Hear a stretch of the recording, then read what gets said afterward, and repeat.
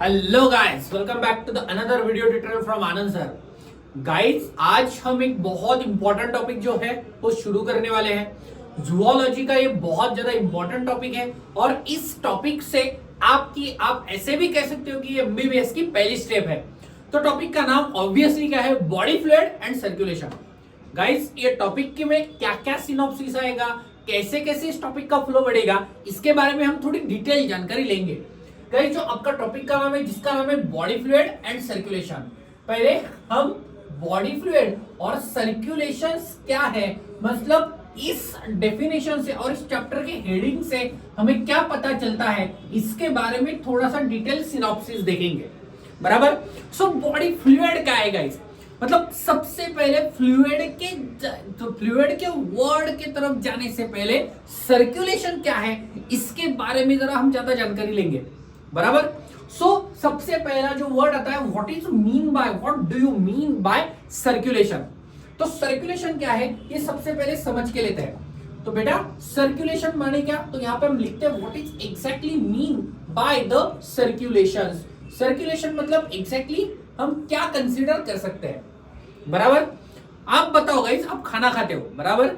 खाना खाने में से आपके फूड में न्यूट्रिएंट्स है। ये जो न्यूट्रिएंट्स है वो हर टिश्यू के तरफ पहुंचने चाहिए।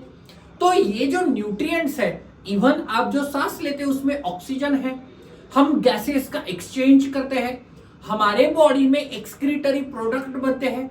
ये सब एक जगह से दूसरे जगह जाने के लिए कुछ तो मोड लगेगा, और ये जो मोड है मतलब आप बोल सकते हो कि ट्रांसपोर्ट करना पड़ेगा। और ये जो ट्रांसपोर्ट है वो कहां से होता है? तो ट्रांसपोर्ट के लिए हमें एक वेल डेवलप्ड सर्कुलेटरी सिस्टम चाहिए। बराबर। मैं अपनी बात कर रहा हूं। फॉर एग्जांपल, मुझे मुंबई से दिल्ली जाना है। मेरे पास अगर ट्रांसपोर्ट सिस्टम है तो मुंबई में एक आधा अगर प्रोडक्ट बन रहा है तो मैं दिल्ली में लेके जा सकता हूं। बराबर। तो इसके लिए क्या हो गई? ये हो गई सर्कुलेट। बॉम्बे से जो प्रोडक्ट बना है, मुंबई से जो प्रोडक्ट बना है वो दिल्ली में जाएगा वाया ट्रांसपोर्ट सिस्टम, मतलब इसका हो रहा है सर्कुलेशन।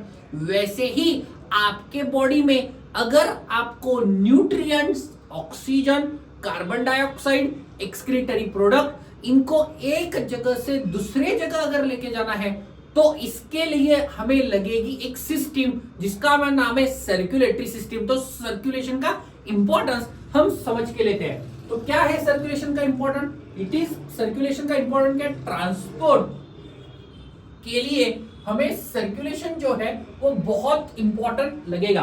किसका किसका ट्रांसपोर्ट गाइस? तो यहां पे देखते हैं। सबसे पहले हमें लगेगा ऑक्सीजन का ट्रांसपोर्ट, कार्बन डाइऑक्साइड का ट्रांसपोर्ट, सबसे इंपॉर्टेंट मतलब एनर्जी के लिए न्यूट्रिएंट का ट्रांसपोर्ट आपको लगेगा। न्यूट्रिएंट के ट्रांसपोर्ट के बाद में सब आपके बॉडी में और एक ट्रांसपोर्ट रहेगा जिसका नाम है एक्सक्रीटरी प्रोडक्ट और मटेरियल। इन सब को ट्रांसपोर्ट करने के लिए आपको एक सिस्टम लगेगी जिसका नाम है सर्कुलेटरी सिस्टम। और सर्कुलेटरी सिस्टम के प्रोसेस में क्या आता है? तो हम कह सकते हैं इसमें होता है सर्कुलेशन। सो बहुत इंपॉर्टेंट चीज मैंने आपको बताई है। हमने चैप्टर कौन सा शुरू किया है? बॉडी फ्लूइड और सर्कुलेशन का टॉपिक हमने शुरू किया है गाइस। हमने बताया कि बॉडी में न्यूट्रिएंट, ऑक्सीजन, कार्बन डाइऑक्साइड, इन सब का सर्कुलेशन और इन सब का ट्रांसपोर्ट होना बहुत इंपॉर्टेंट है। ये ट्रांसपोर्ट होने के लिए हमारे तरफ सर्कुलेटरी सिस्टम चाहिए। तो ये जो सर्कुलेटरी सिस्टम है अक्सर दो कैटेगरी में, दो टाइप में हम डिवाइड करते हैं। कौन से दो टाइप बच्चों? तो यहाँ पे लिखेंगे हम। तो जो पहला टाइप है सर्कुलेटरी सिस्टम का, ऑब्वियसली हम यहाँ पे लिखेंगे टाइप्स ऑफ सर्कुलेशन। बहुत इंपॉर्टेंट, ये हो गया अपना पहला पॉइंट, ये हो गया अपना दूसरा पॉइंट। यहाँ पे हम लिखेंगे टाइप्स ऑफ सर्कुलेशन। ओके बेटा, यहाँ पे हम लिखेंगे टाइप्स ऑफ सर्कुलेशन। दो बेसिक टाइप है सर्कुलेशन के, बिल्कुल कंफ्यूज मत होना गाइस। हमने बॉडी फ्लूइड और सर्कुलेशन का टॉपिक शुरू किया है, ये जूलॉजी का टॉपिक है।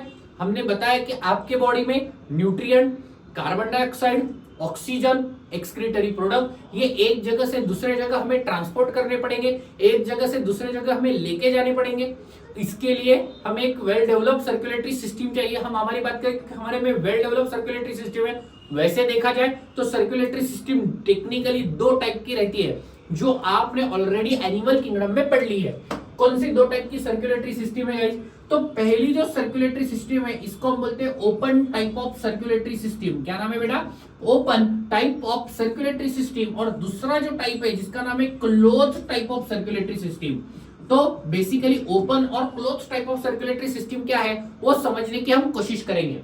तो पहला जो टाइप है जिसका नाम है open type of circulatory system, इसके बारे में पहले हम समझने की कोशिश करते हैं।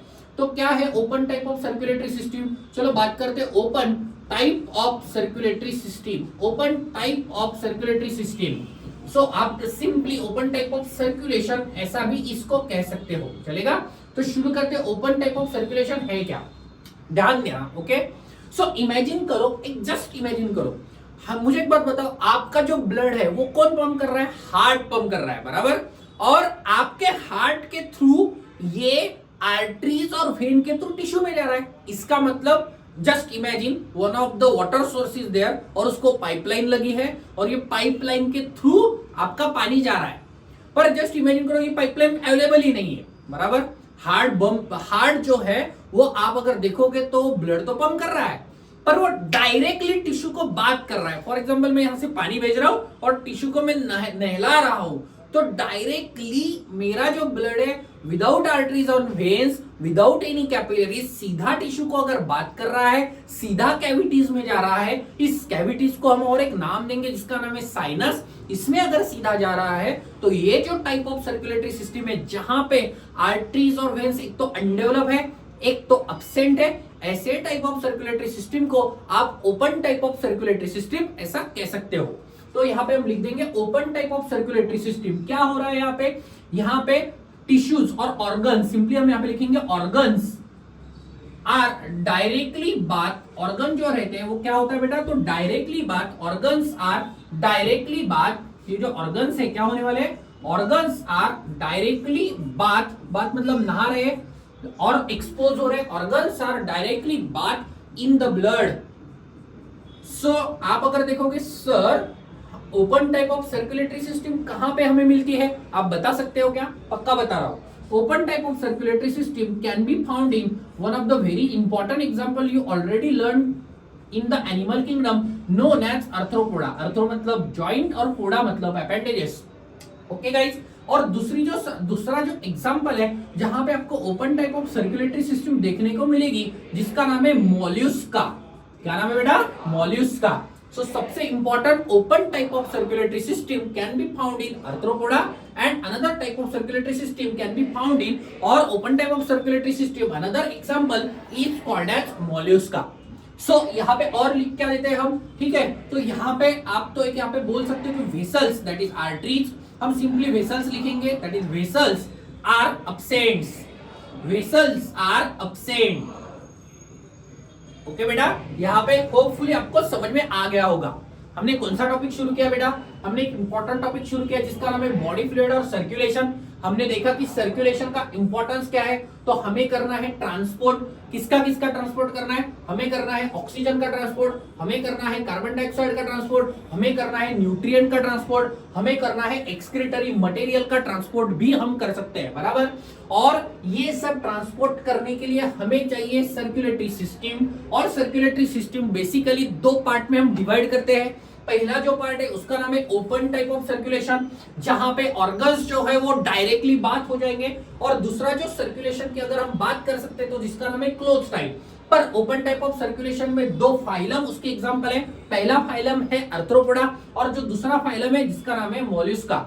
ओके बेटा, सो यहां तक आपको इजीली समझ में आ गया होगा। तो एक second type of circulatory system जो हमने ऑलरेडी बताई जिसका नाम है close type of circulatory system, वो पढ़ने की अभी हम कोशिश करते हैं, बराबर। So the second type of circulatory system is called as close type of circulatory system. Close type of circulatory system और क्लोज टाइप ऑफ सर्कुलेशन। तो इसके बारे में थोड़ी जानकारी हम लेते हैं कि क्लोज टाइप ऑफ सर्कुलेशन क्या है। वेरी सिंपल, कुछ नहीं है, बराबर। तो आप अगर देखोगे आपके पास में दिल है है या नहीं है? दिल है भाई, सबके पास में दिल होता है। बॉलीवुड वालों ने दिल पे तो बहुत बड़ी पीएचडी करके रखी है, कितने सारे पिक्चर्स है। ये दिल गाने तो बहुत सारे हैं, ठीक है ना। हम दिल दे चुके सनम, दिल जले। भाई कोई आपको पूछता है मैं तुझे दिल से चाहता हूँ, ऐसा कुछ रहता नहीं है, माइंड से ही चाहता है बंदा, बराबर ना। तो आप अगर देखोगे तो ऐसा कुछ नहीं है। तो आपके दिल से क्या पंप होने वाला है? तो आपके दिल से पंप होने वाला है खून। खून का मतलब खून से, ऐसे बहुत सारे डायलॉग्स है ना। तो दिल से पंप होने वाला है। आप अगर देखोगे तो हार्ट से पंप होने वाला है खून, और ये ब्लड जो है वो पंप होके कहां पे जाने वाला है? तो टिश्यू में जाने वाला है।